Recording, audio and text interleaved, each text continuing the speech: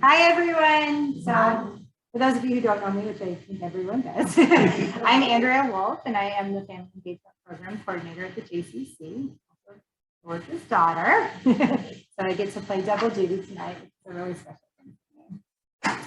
Zikaron BaSalon is a social initiative started in Israel in 2011. On this day, the evening of Yom HaShoah, we are joining over 1.5 million people around the world sitting in living rooms, listening to testimonies and engaging in conversation in order to provide the space for our community to commemorate the Holocaust. One of the unique things about Zikaron BaSalon is it gives us the opportunity to gather in small groups and have intimate conversations. The JCC, in partnership with the Jewish Federation of Greater Houston and the Holocaust Museum of Houston, are grateful for the opportunity to bring this important opportunity and discussion to you. I want to thank my dad, Freda Boxer, for opening their home to us and hosting us this evening. Thank you all for being here tonight. We encourage you to ask questions and be as engaged as possible for this unique occasion. I'm excited to introduce George Starkschall to tell his story of his mother. Thank you for sharing your story with us, and by telling the story, the memories stay alive in all of us.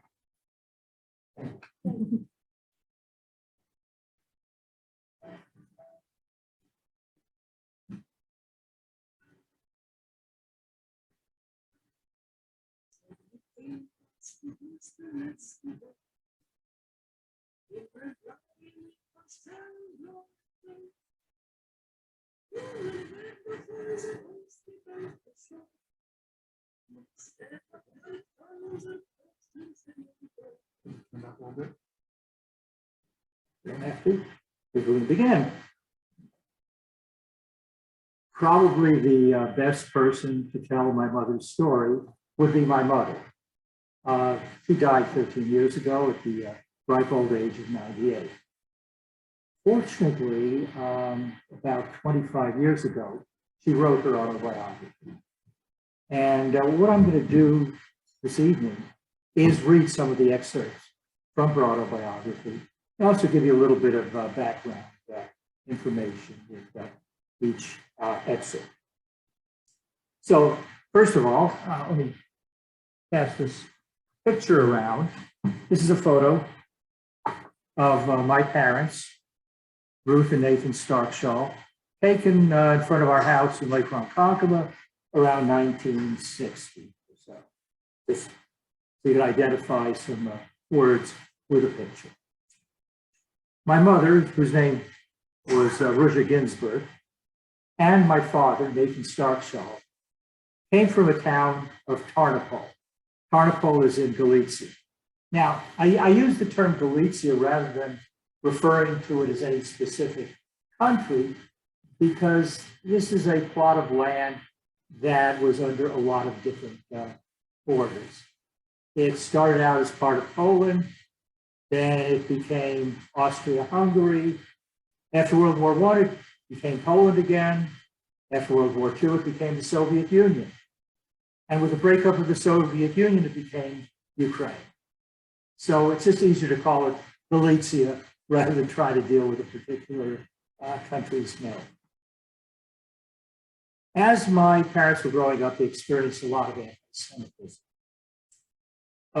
Let's fast forward to the time they wanted to go to university. Both my mother and father wanted to study pharmacy, but they couldn't do it at a Polish university. So they had to go to Prague, the Charles University, where they were able to study.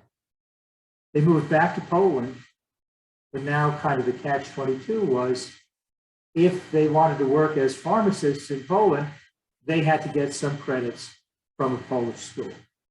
So my father was fortunately able to go to the university in Lvov and get his credentials. My mother writes the following. Life at the university in Lvov was very unpleasant. Often groups of Gentile students would block the entrance to the university buildings so the Jews could not enter. The blockade lasted a week and was called a week without Jews. At other times, the Jews were ordered to sit in separate rows on the left-hand side of the lecture hall. The Jews refused. Instead, they were standing for hours during the lecture. This aggravated the Polish students. The following day, they came in masses, armed with sticks, studded with razor blades, and chased the Jews out. Nathan's friend who resisted was killed. My parents got married in 1937 and moved to Ursula. This was a small town about 150 miles northwest of Tarnowo. September 1st, 1939, Germany attacked Poland. And fairly quickly, they split Poland with Russia. Because of the split, though, my parents were able to return to Tarnowo. But not for long. My mother writes, on the 21st of June, 1941, the German army burst into town and a massacre of Jews began. The Gestapo posted announcements that every male Jew had to come to the employment office and register to work. When hundreds of Jews gathered in the yard of the employment office, they were surrounded by the Gestapo and led to the wooded area in the outskirts of town, forced to dig ditches, then to get into the ditches and form the human pyramid. Soon, they were covered with cement. They were buried alive. Children from the orphanage were stuffed into bags, thrown on trucks, then dumped into pits. They too were covered with cement. My parents had a son, Arthur, born in the ghetto, and my mother then describes life in the ghetto. A few families occupied one room. Our food rations were very small, only 4 decos of bread for each person in the ghetto. Smuggling food from the outside was a death penalty.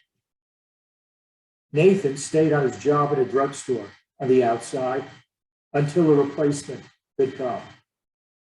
He wore an orange-yellow armband with a Star of David on it and an inscription, apothekar, means pharmacy. On his way to work, he was vulnerable. Once he was slapped by an SS man for walking on a sidewalk. Another time, a Gestapo man ran after Nathan when he entered the drugstore and wanted to find out from the Christian manager whether he could spare Nathan so he could be sent to death. Many other incidents occurred on his way to work. The rest of us wore white armbands with a Star of David on them. To be caught without an armband meant death. Many Jews died from hunger, others from infectious diseases. On the day of Hoshana Rabbah in 1942, our son Arthur died. The same day my father was caught, and so was Nathan's mother. This is a day of remembrance of 3 dearest members of our family. My mother then wrote about collaborators. Some Jews thought that they could survive if they will collaborate with the Germans. They formed a governing body in the ghetto called the Judenrat. Their function was to deliver to the Gestapo Jewish valuables and Jewish lives. The Judenrat organized a militia called Kapo. The worst elements among the Jews, people without character, joined the militia. Their job was to uncover bunkers where Jews were hidden. They led the victims to destruction, regardless whether their own families were among the group. The Germans collected the victims at a large marketplace. Thousands of Jews were sitting on the ground, hands clapped overhead for hours and hours, waiting to be loaded into cattle cars and transported to the gas chambers. Those who got tired of holding their hands over their heads were beaten to death. In the closed cattle cars, the Jews were packed like sardines without food or water. Many died on their way. My mother went on to write. When the Germans needed the railroad cars for military purposes, the killing of the Jews took place closer to home in a village called Petrikov. There the Jews had to dig their own graves, then to stand in groups in front of their graves to hold hands with each other. So when the Gestapo shot at them with machine guns, they all fell in. Some were only wounded, but were buried alive. The Polish peasants who lived nearby told us after the war that when the graves were covered with dirt, streams of blood were flowing down the hill.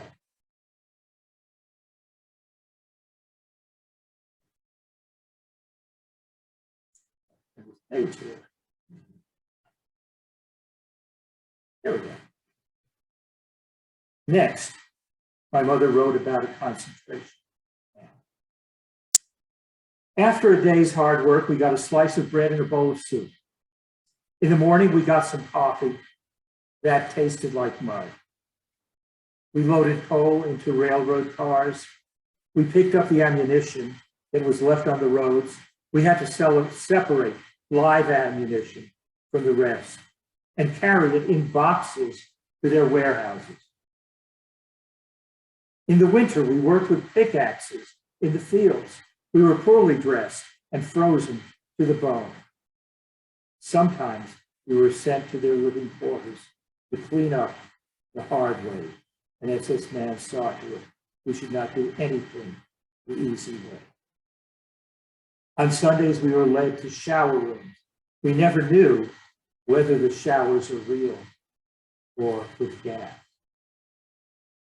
When we returned to the camp, an inspection and selection took place.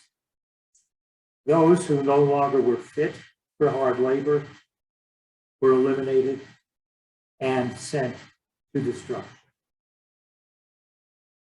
My parents knew they had to leave that camp.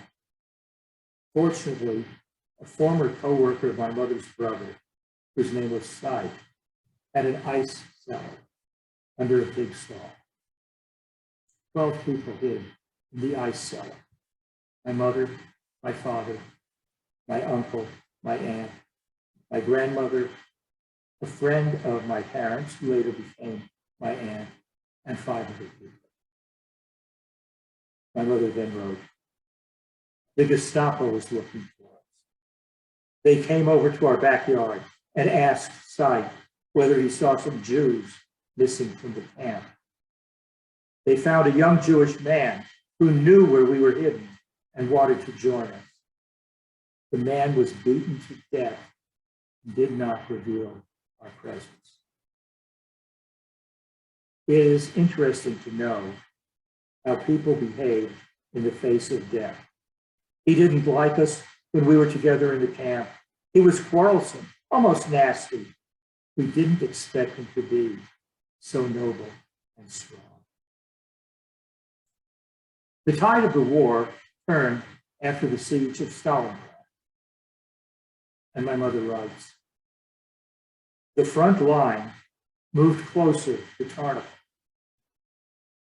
The civilian population was evacuated.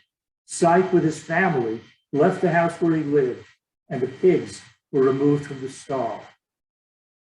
In the buildings above our hiding place were located the headquarters of the German armies. Soon, we didn't have any water. A bomb hit the electric plants, and the pipes were empty. We had to think of other sources of sustenance. We put a pail covered with a cloth under the opening in the canal so the street water from melted snow could drip in.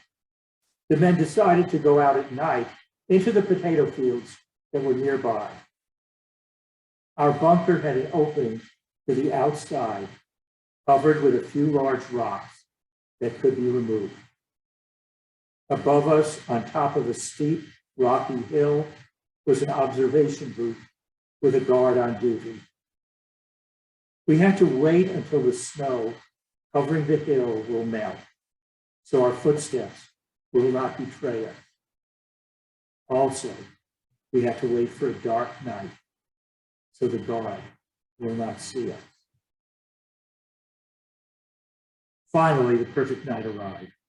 A blanket of darkness covered the town, the snow melted and slid down into the river Sorek, and the men removed the rocks at the entrance and started to go toward the potato field. Suddenly, the night changed into day. 1,000 flares covered the sky, and a shower of bombs fell on the ground, exploding. The guard on duty noticed the men. He called for the password. When he got no answer, he started to shoot at them. My brother and his friend ran away, the guard still shooting at them. Nathan, who had military training, knew that the safest thing was to fall to the ground. After the raid was over, Nathan had to make a quick decision: to run away and join my brother and his friend, or to come back to us and die with us together. We were sure that in the morning, the German soldiers will look for the people at the bottom of the hill, who possibly were spies, since no civilians were in town. Nathan came back to us, and we were prepared to die, but they will not take us alive. Finally, the Russians occupied Kharkiv. And my mother writes,